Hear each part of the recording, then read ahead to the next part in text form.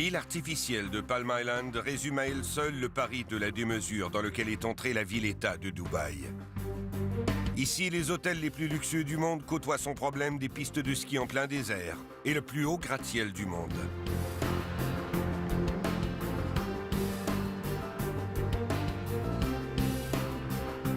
À ses pieds se déploie, évidemment, le plus grand centre commercial de la planète, le Dubai Mall, où il règne parfois une atmosphère étrange.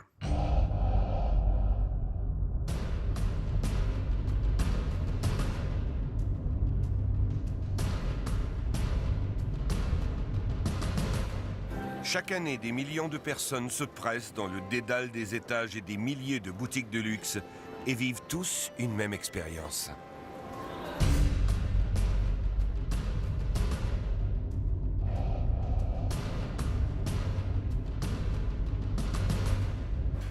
Le sentiment de faire ses courses sous haute surveillance, d'être épié, sans vraiment comprendre au début d'où vient cet étrange sentiment. Bien vite, il réalise que plus de 300 requins les observent d'un œil menaçant, au travers des vitres de ce qui est, bien sûr, le plus grand bassin d'aquarium du monde.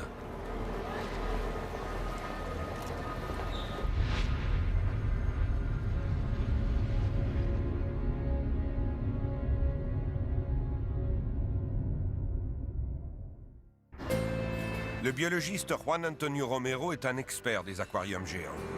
Il a déjà relevé d'autres défis dont ceux de Monaco, Gênes ou Plymouth. Dès le début de l'aventure, il devient l'homme en charge de l'équilibre de ce bassin aux dimensions exceptionnelles. 51 mètres de long sur 25 de large et 11 de profondeur. Et un tunnel de 80 mètres en son centre.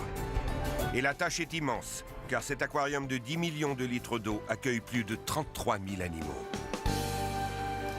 La gestion d'un tel univers est déjà un travail pharaonique. Et pourtant, Juan et les propriétaires de l'aquarium se sont lancés un défi encore plus difficile. Dans cette ville où tout est démesuré et où le plus grand côtoie en permanence le plus incroyable, ils ont décidé de créer ici, dans le plus grand bassin du monde, la plus grande collection de requins jamais vue. 40 espèces y sont déjà présentes.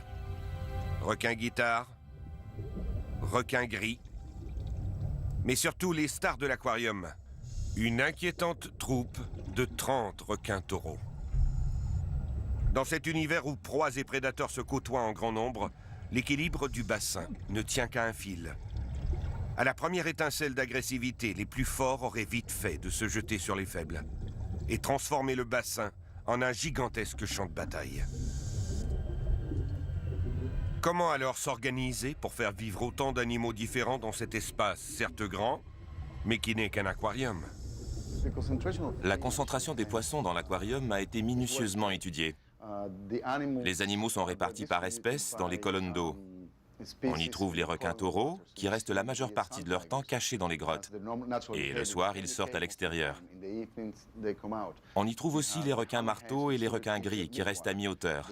Les carangues, elles, ne vont jamais au fond et restent à mi-hauteur jusqu'à la surface de l'eau. Et on trouve également le poisson guitare, le requin nourrice, le wobbegong, qui restent tous au fond de l'aquarium. Cela peut sembler beaucoup, mais il y a plein d'endroits dans le monde où l'on peut voir de plus grandes concentrations de poissons. Le fait que l'aquarium soit très profond, 11 mètres de profondeur, et très long, permet de répartir les zones allouées à chaque poisson. Ainsi, ils conservent leur propre espace.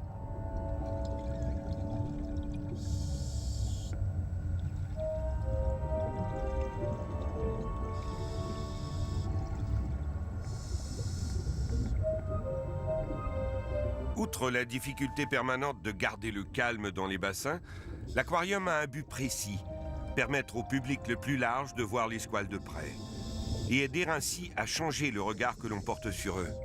On ne le sait pas assez, mais la plupart des espèces de requins sont en danger d'extinction. Bonjour et bienvenue, je vous convie à une expérience avec les requins. Je m'appelle Ryan et je vais vous faire votre briefing de plongée. Ce qu'on a ici à l'écran, c'est une journée type à la plage. Le soleil est au rendez-vous, l'eau est chaude.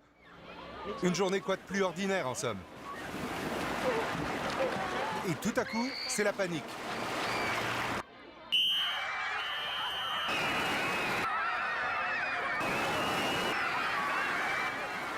À votre avis, quelle en est la cause? Alex, qu'est-ce que tu en penses, à ton avis? Un requin. Un requin? Peut-être.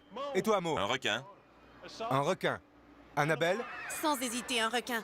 En fait, la cause de tout ça, c'est un grille-pain. L'année dernière, 791 personnes sont mortes à cause d'un grille-pain défectueux. Et seulement 4 à cause d'un requin. En fait, la réputation des requins n'est pas aussi mauvaise qu'on le pense. Par chance, il n'y a aucun grille-pain dans nos aquariums.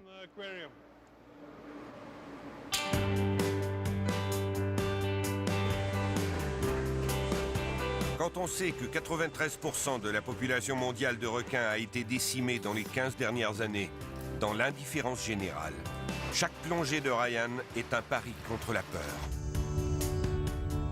Une fois dans l'eau, personne n'est vraiment pressé. Car la prochaine étape, c'est de se retrouver au milieu de centaines de squales.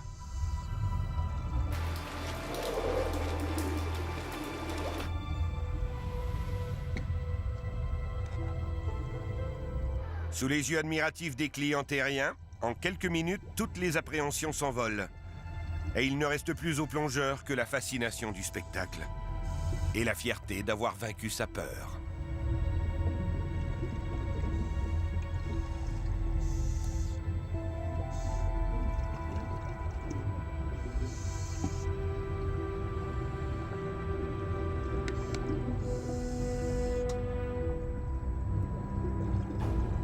Ce n'est cependant pas tout de tenter de reconstituer la plus grande collection de requins en aquarium. Pour que cette aventure marche, il faut pouvoir recréer autour d'eux la biodiversité à laquelle ils sont habitués. Et donc aller chercher les milliers d'espèces de poissons qui peuplent leur environnement naturel.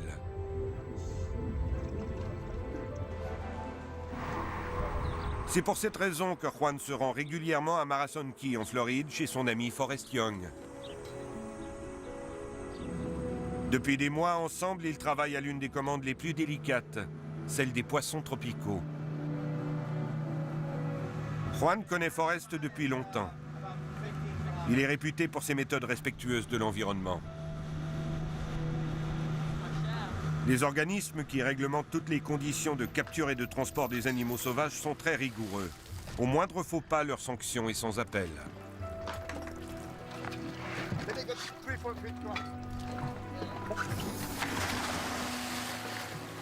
Les 500 espèces qui vont cohabiter avec les requins dans les bassins de l'aquarium illustrent l'immense et foisonnante biodiversité des récifs tropicaux.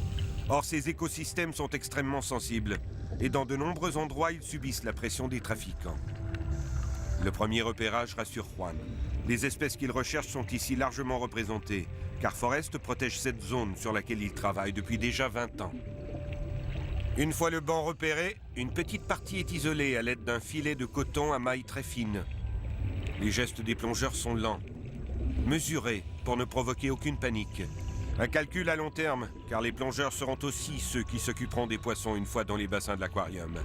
Ils ne doivent donc en aucun cas être assimilés à un danger. Notre manière de capturer les animaux est extrêmement méthodique. Nous possédons un carnet de route où nous répertorions le nombre des endroits où nous nous sommes rendus lors de chaque excursion. Nous y notons le nombre de poissons que nous avons capturés et nous avons recours à un système qui consiste à ne retourner qu'une seule fois par an sur chaque lieu visité. De même que nous nous efforçons intentionnellement à ne pas y retourner. De cette manière, nous respectons l'environnement afin de ne pas concentrer ou de ne pas placer tous nos efforts toujours au même endroit. Les poissons ne restent jamais plus de quelques secondes hors de l'eau. Valeur marchande oblige. Ce panier contient pour près de 5 000 € de ludgens. Et l'opération va se répéter des dizaines de fois pour répondre à la commande de l'aquarium.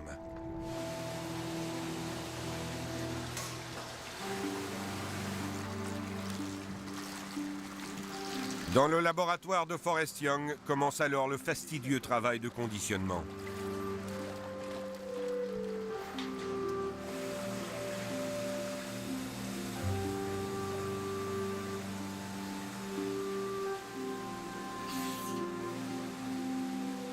Chaque poisson est soigneusement examiné avant d'être isolé dans un sac.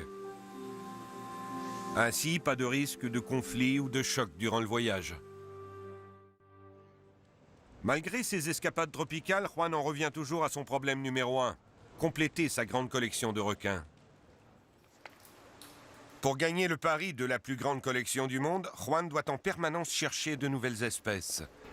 Des requins de plus en plus rares et difficiles à trouver, car dans la majeure partie du monde, le commerce de requins vivants est désormais interdit. Alors dans cette quête, il n'y a pas de frontières.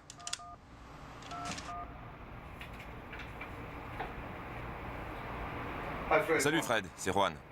Bonjour, ça va? On a ta commande pour le show avec les requins. C'est exact, le nouveau bassin requin. Je vais t'envoyer ta liste dans les 2 prochaines heures. Oui, probablement avec un container entier. Je te tiens au courant. À plus.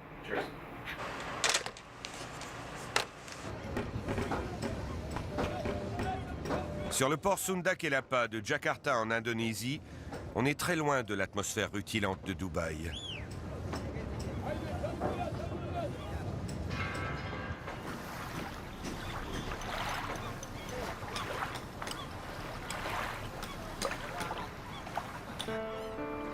Il faut s'enfoncer au cœur du quartier des pêcheurs pour découvrir un des petits secrets qui permettent à Juan de faire grandir sa collection unique.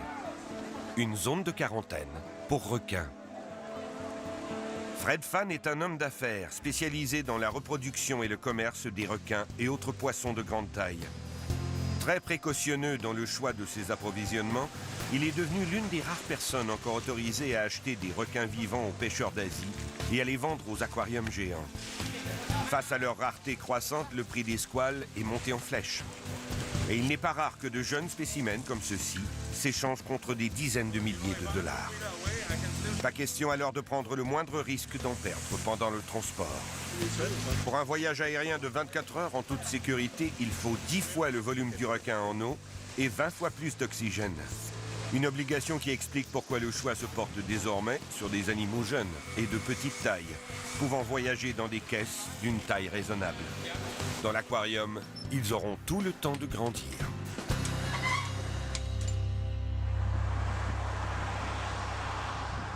Le lendemain à l'aube, les requins arrivent à Dubaï. Et le biologiste a hâte de découvrir ces nouveaux trésors.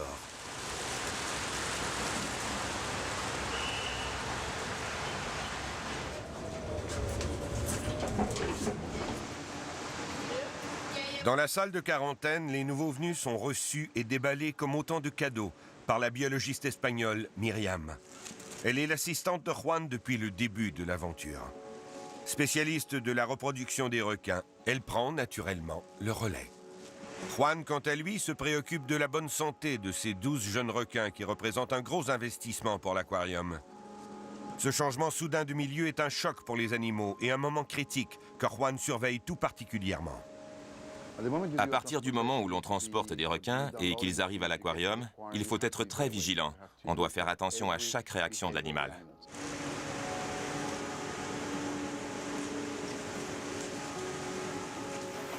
C'est en général dans les 3 premières heures que les gros problèmes d'acclimatation arrivent. Il y a un couple de requins pointe-noire qui est arrivé et je n'aimais pas la manière dont ils nageaient. On a donc décidé d'accélérer le processus de quarantaine. Les poissons étaient en parfaite santé, mais il faut toujours être au top. Faire attention aux chocs quand on les change de qualité d'eau. Veiller à ce que la lumière ne soit pas trop forte. Lorsqu'on rencontre un problème de stress avec les poissons, il faut s'assurer que le processus de quarantaine se fasse le plus rapidement possible. Lentement, les requins de Jakarta prennent possession de leur nouveau domaine. On commence d'abord par les pointes noires. Et s'ils ne mangent pas les harengs, on essayera avec les calamars. Pour les requins bambous, c'est beaucoup trop. On ne leur donnera pas tout. Le plus grand soin est apporté au premier repas. En effet, un requin peut rester des semaines sans se nourrir. Pour ces jeunes recrues, il faut rapidement apprendre à accepter de la nourriture décongelée. Malheureusement, probablement poussés par leur instinct naturel de chasseur, certains n'y arrivent jamais.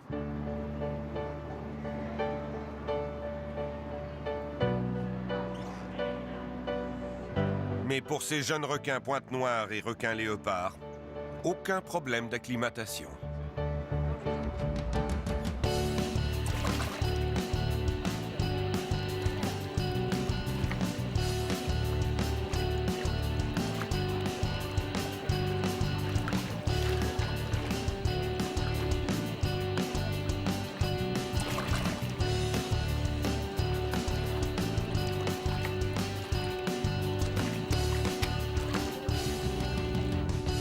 Mais un jour, les petits requins deviennent grands.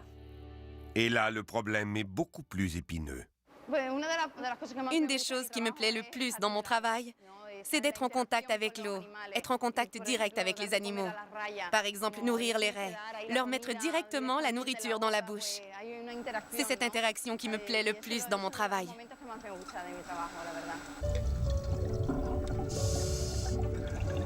Les biologistes sont sans cesse préoccupés par le calme des bassins. Dans cet univers clos où se croisent de très près proies et prédateurs, le moment des repas est un temps à haut risque. Pour les pacifiques raies pastenagues, la distribution quotidienne de nourriture ressemble plutôt à une paisible partie de jeu et de cache-cache entre soigneurs et animaux. Et c'est un spectacle plus qu'étonnant pour le public, qui ne se doute en rien de la tension qui existe alors dans le bassin.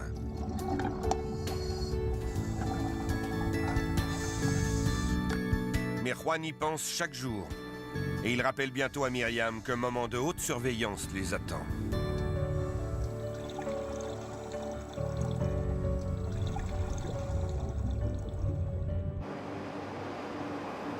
Voici nos positions.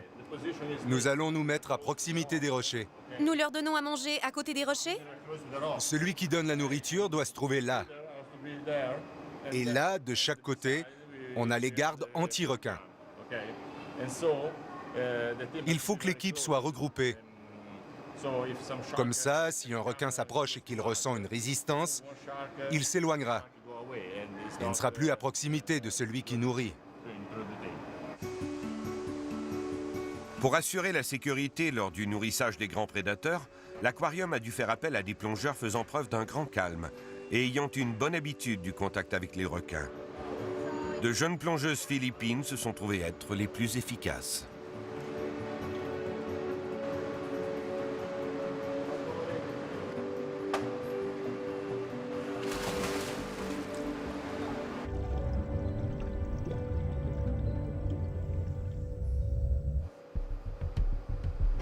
Afin de ne pas déclencher l'agressivité des requins pendant que les autres animaux sont nourris, tous les habitants du bassin doivent être alimentés au même moment. Ainsi, ce sont 5 équipes et pas moins de 15 plongeurs qui se mettent à l'eau en même temps.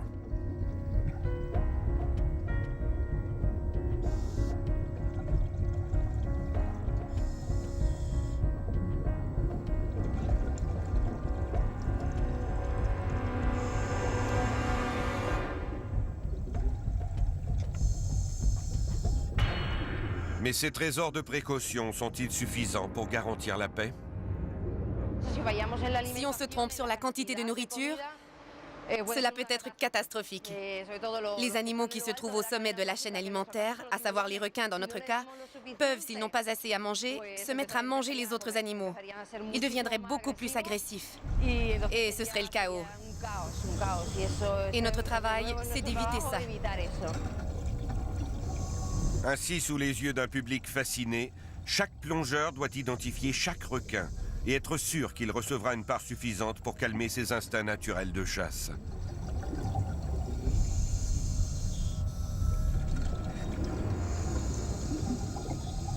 Et cette précaution est primordiale. Car 50 mètres plus loin, à l'autre bout du bassin, la présence de nourriture déclenche une véritable frénésie alimentaire chez l'ensemble des poissons de récif.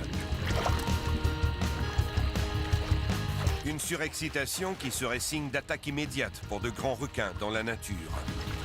Les plongeuses doivent même rentrer la tête dans leurs épaules pour se protéger de la furie des différentes espèces de carangues. Heureusement que la troupe des requins taureaux est occupée à son propre repas. Mais les plus dangereux ne sont pas ceux que l'on croit. Si les paisibles requins léopards qui se nourrissent tranquillement au fond ne représentent aucun danger, il faut toutefois les protéger des morsures des requins de pleine eau, les requins gris et les pointes blanches. Pour ces chasseurs redoutables qui règnent en maître sur la partie centrale du bassin, l'instinct de prédation doit être d'autant plus focalisé durant le banquet général.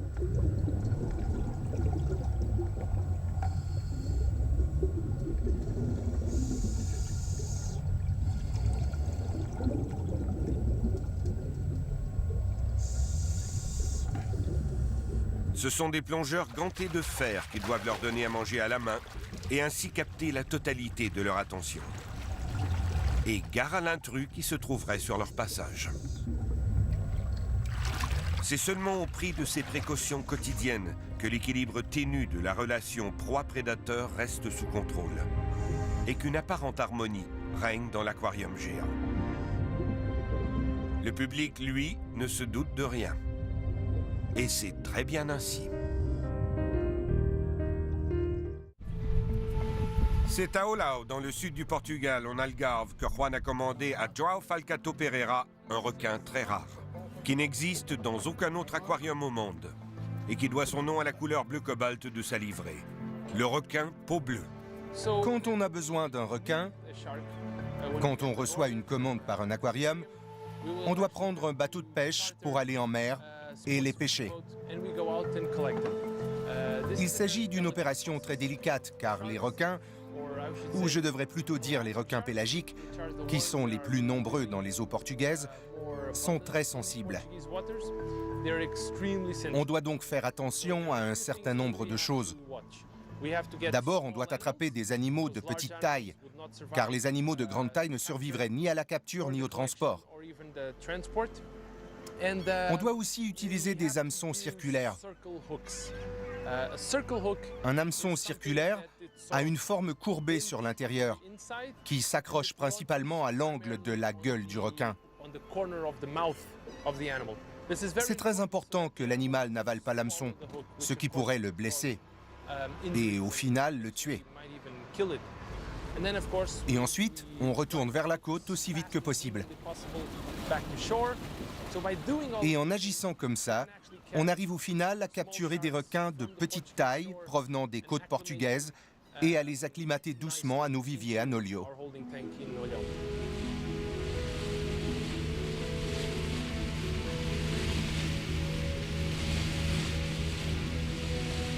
Ainsi débute cette journée qui sera peut-être une grande première.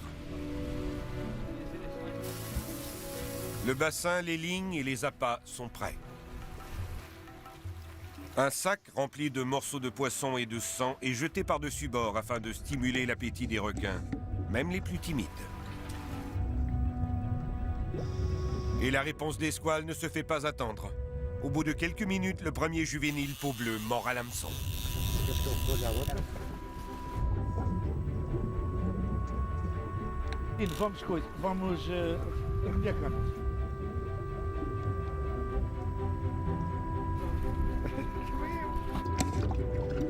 À cet âge et à cette taille, les squales ne posent qu'une résistance de principe, ce qui permet de les ramener au bateau sans les blesser ou les épuiser.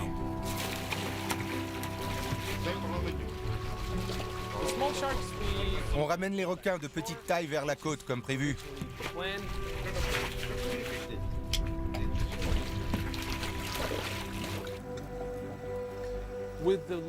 Quant aux requins de grande taille, s'ils sont assez vigoureux, on les mesure et on essaie d'estimer leur poids.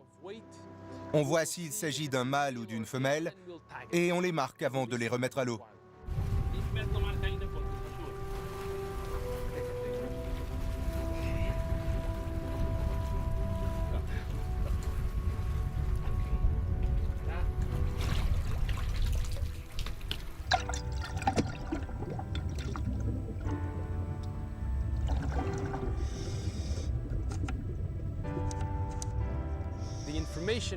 Les informations obtenues grâce au marquage sont ensuite envoyées à la National Marine Fisheries Service aux États-Unis. Ils possèdent une très bonne base de données depuis plus de 50 ans. On y répertorie des informations sur des centaines de milliers de requins, mais aussi d'autres espèces de poissons qui ont été marquées partout dans le monde. D'un point de vue scientifique, c'est vraiment bien puisque cela nous permet d'étudier la distance parcourue par les animaux entre le moment où on les marque et la nouvelle capture.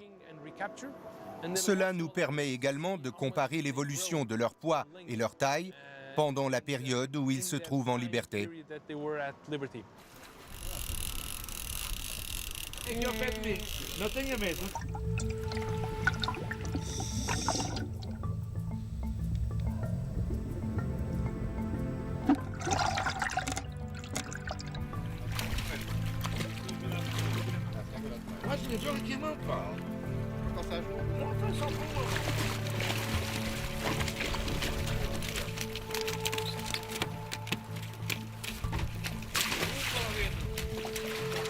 La valeur marchande de ce pot bleu, entre 10 et 12 000 euros, soit 2 000 euros du kilo.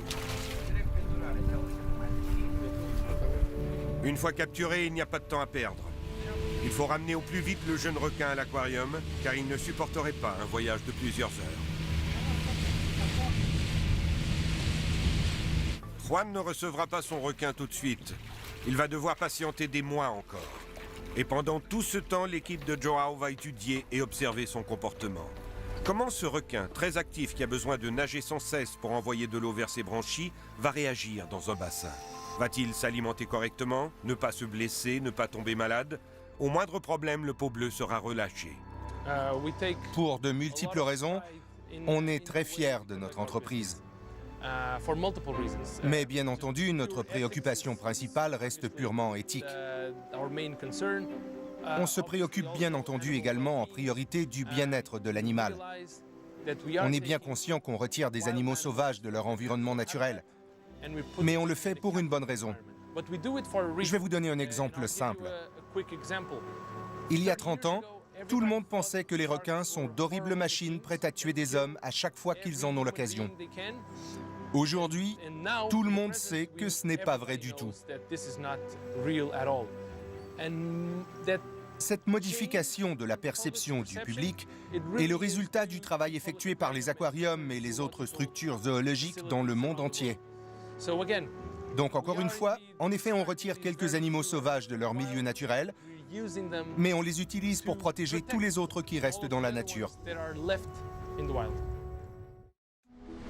L'ambition de posséder la plus grande collection de requins au monde pousse les chercheurs de l'aquarium à être en permanence en avance dans une réflexion quant aux futures techniques de capture des animaux.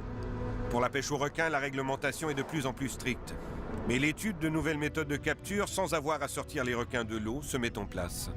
Steve Menzies, un biologiste spécialisé dans les requins et la captivité, travaille pour le futur des aquariums géants. En Afrique du Sud, sur la côte du Natal, Steve rejoint le plongeur Mark Addison qui plonge au contact des requins taureaux depuis plus de 20 ans, afin de tester ensemble une technique de capture révolutionnaire qui permettrait de les choisir, les étudier, les soigner, donc les manipuler, sans leur faire aucun mal. Le bateau file vers un endroit secret, connu seulement de quelques plongeurs pour ses rassemblements de requins taureaux, Aliwal Shoal. L'endroit est très reculé, personne ne s'y rend jamais. Ce qui est le gage que leur expérience ne sera pas dénaturée par d'autres rencontres avec les hommes. Tu vois le récif? Steve, on est maintenant à la grotte des taureaux, sur le récif d'Aliwal, et j'aimerais t'emmener au fond et avoir ton opinion sur un comportement étrange que j'ai découvert par hasard en travaillant avec ces requins. Je me demande si l'immobilité catatonique, qui a déjà été démontrée sur certaines espèces de requins, serait possible ici. Si on pourrait retourner les requins sur leur dos, endormis, et peut-être ainsi ouvrir de nouveaux horizons pour le futur des aquariums. Trouver de nouvelles techniques de capture qui seraient moins stressantes. Je ne suis sûr de rien pour l'instant, mais je serais vraiment intéressé par ton avis. L'expérience à laquelle Steve va se livrer repose sur un principe très simple. Le museau de tous les requins est équipé d'un si grand nombre de capteurs sensoriels et d'électrorécepteurs que lorsqu'on applique une pression sur cette zone, une sorte de court-circuit se produit dans le système nerveux, provoquant un état momentané de somnolence dit de catalepsie. Le principe paraît simple. Même si après tout ce requin à l'apparence menaçante est plutôt débonnaire, là ils sont une bonne vingtaine en présence des plongeurs. Pour les calmer, Steve leur tend de la nourriture. Puis les touche, afin qu'ils s'habituent au contact de l'homme. En restant vigilants, car une morsure est toujours possible. Steve doit aussi les mesurer, car seuls les plus petits peuvent être transportés.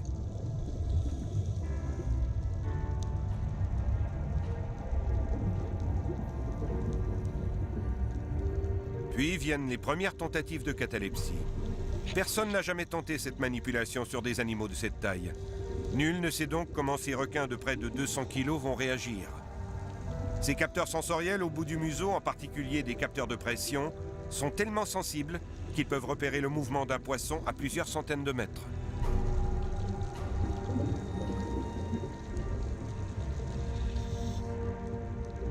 Steve appuie fortement sur ses capteurs. Le trop-plein d'informations fait disjoncter le cerveau et le squale tombe en catalepsie. Une sorte d'engourdissement général qui annihile toute forme de réaction. Une fois la pression relâchée, le requin retrouve instantanément tous ses esprits et ses capacités. La méthode semble donc fonctionner. Elle devrait permettre, lors de prochaines captures, de sélectionner les animaux sans avoir à les sortir de l'eau, mais aussi permettre de soigner les animaux malades à l'intérieur même des bassins, et ainsi mieux conserver ces espèces si fragiles. Mais l'aventure ne s'arrête pas là. En recherche constante de nouveautés pour les aquariums, Steve se rend à quelques centaines de kilomètres, toujours en Afrique du Sud, pour suivre le travail de Brian McFarlane.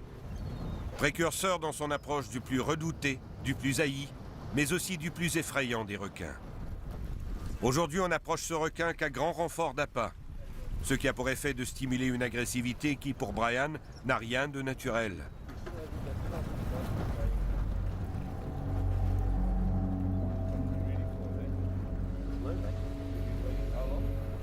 Mais Steve appréhende quand même un peu le face-à-face avec le cobaye du jour, un grand requin blanc.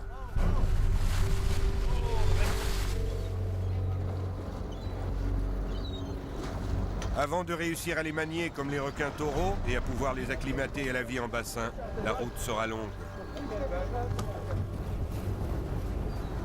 Mais déjà, Brian tente les premiers essais de catalepsie sur le grand migrateur.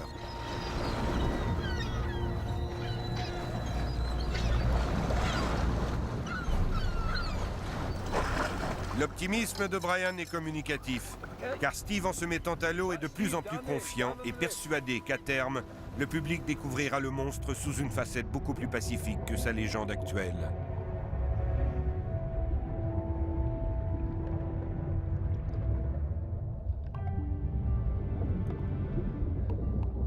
Pour Steve, l'arrivée du premier blanc dans son bassin géant aura un impact inimaginable sur le public.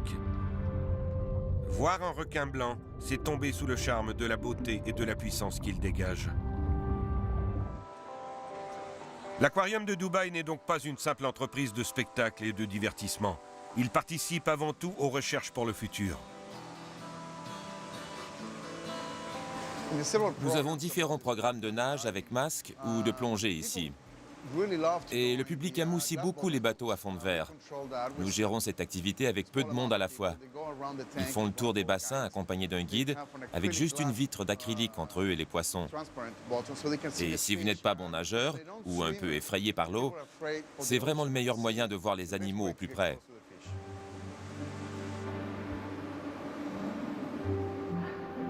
Pour Juan, tous ses efforts sont dirigés vers un seul but: faire naître une incessante communication positive sur les requins.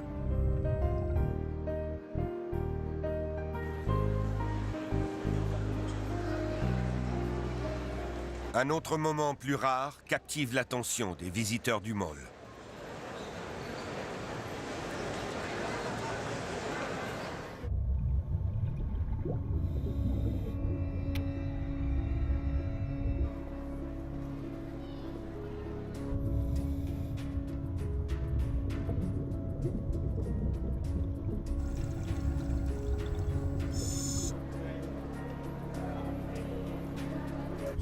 Aujourd'hui, les plongeurs déploient un étrange ustensile qui devient une source de nombreuses discussions et hypothèses.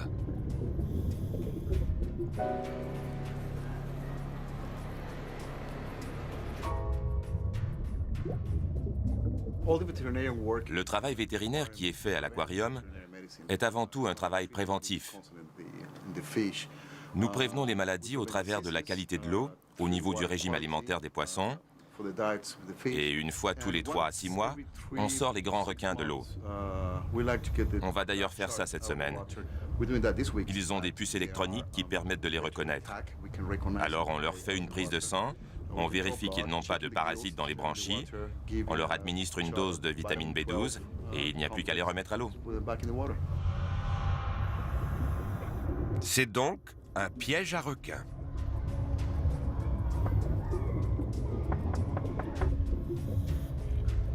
Ainsi, une fois encore, dans le plus grand calme possible, les biologistes doivent capturer l'un des requins taureaux sans que ce dernier ne se sente jamais agressé.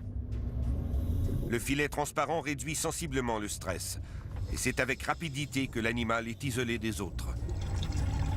Dans ce sac étanche, aucune de ces vibrations n'est plus décelée par les autres.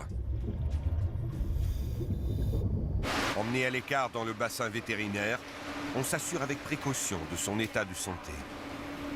Aucune perte de squale n'est à déplorer dans l'aquarium de Dubaï.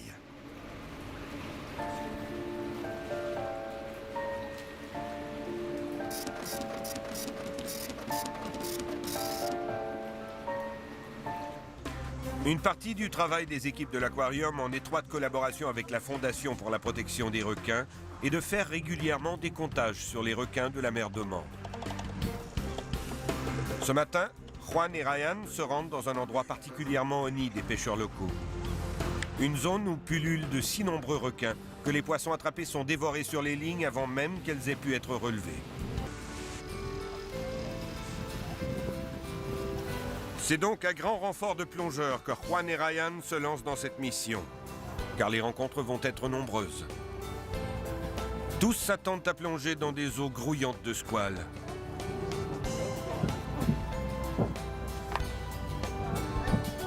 Une fois sur place, l'équipe se prépare avec tout le sérieux d'une plongée à haut risque.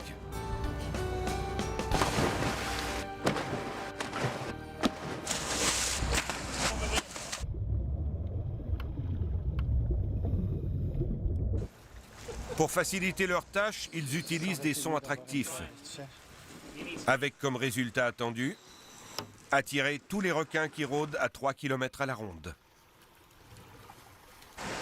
Un scientifique glisse alors dans l'eau un haut-parleur qui diffuse des sons de basse fréquence. Ici, des sons de thon blessés et en panique. La promesse d'un festin pour les requins alentours. Grâce au capteur de son museau, un requin peut percevoir les sons de basse fréquence, comme ceux d'un poisson qui frétille, à plusieurs kilomètres.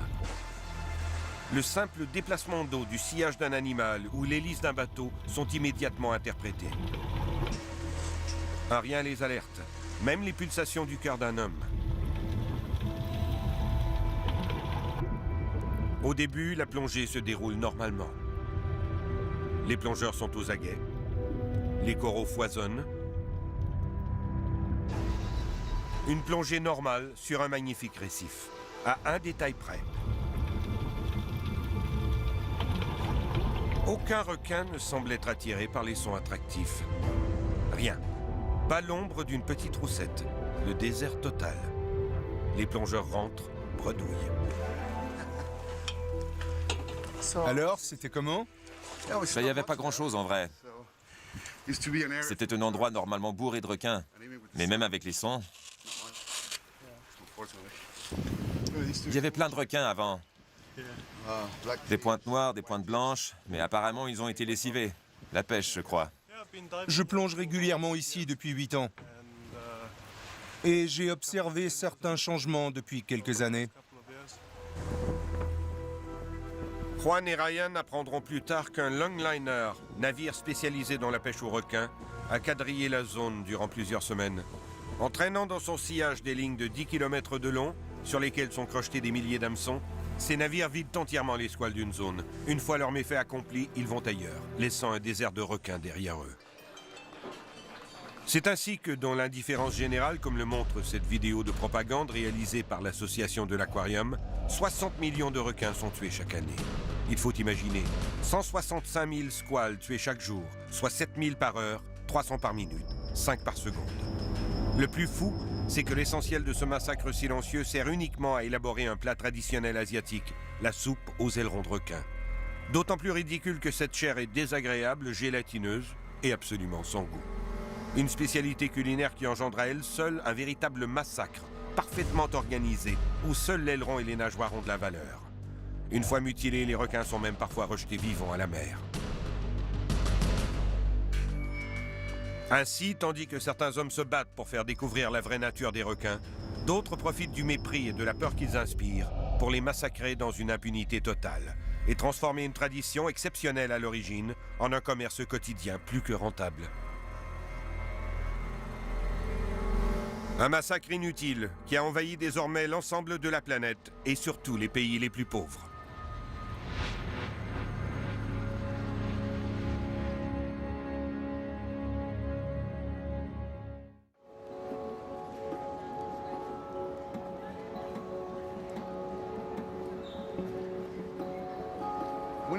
Il faut absolument changer l'idée que l'on se fait des requins. Depuis les années 50, 60, 70, on n'en entend parler que comme des monstres marins, des tueurs de plongeurs. Mais c'est n'importe quoi. On a un retour très encourageant des gens qui plongent avec nous ici. Ils nous disent « Waouh, j'aurais jamais imaginé qu'on pouvait nager aussi près d'un requin. En fait, je ne savais rien sur eux. Comment je peux faire maintenant pour aller plonger en mer avec eux ?» C'est génial pour les enfants aussi. Quand ils sortent de la cage de nage, ils sont complètement excités d'avoir pu approcher les requins de si près.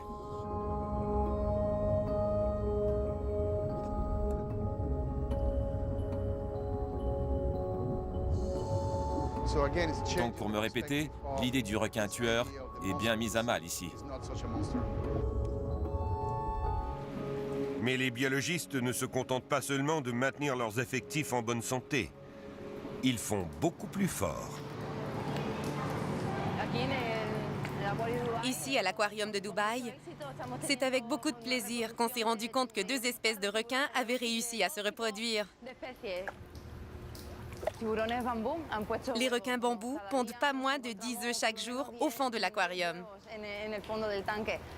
On les récupère, on les met en quarantaine et on en garde certains pour les montrer au public. 90 jours plus tard, les œufs éclosent et les petits sortent. On les met alors dans de petits bassins pour que les gens les voient. Ces œufs de requin sont extrêmement précieux et représentent l'avenir des aquariums géants.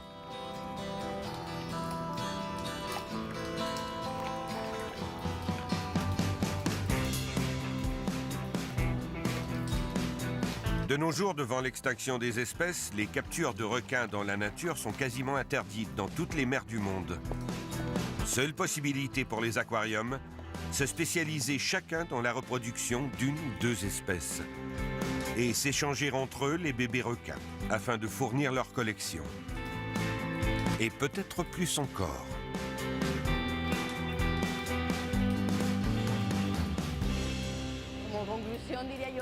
Pour conclure, je dirais que nous avons ici beaucoup d'espèces de requins qui sont en voie d'extinction. Qui sait, avec tous les aquariums qu'il y a dans le monde, en partageant nos connaissances, peut-être qu'un jour nous réussirons à repeupler certaines zones où les requins sont de moins en moins nombreux. En tout cas, c'est tout ce qu'on peut souhaiter.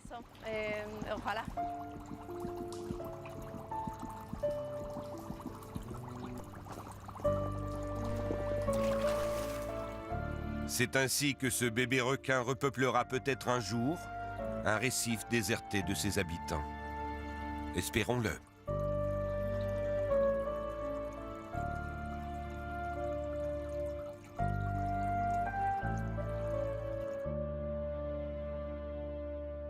Le travail d'éducation et de sensibilisation des aquariums géants commence peu à peu son œuvre. L'aquarium de Dubaï, avec sa collection unique de requins, joue un rôle de pionnier. Comme dans cette ville portée vers l'avenir, le chantier qui attend les scientifiques pour changer l'image des requins et leur rendre leur juste place dans la nature ne fait que commencer. Souhaitons-leur juste d'en avoir le temps. Ils font face à l'insoutenable et ont la responsabilité de trouver les coupables. Suivez leurs enquêtes comme si vous y étiez. Mensonges et alibi, dans un instant, à Canal D.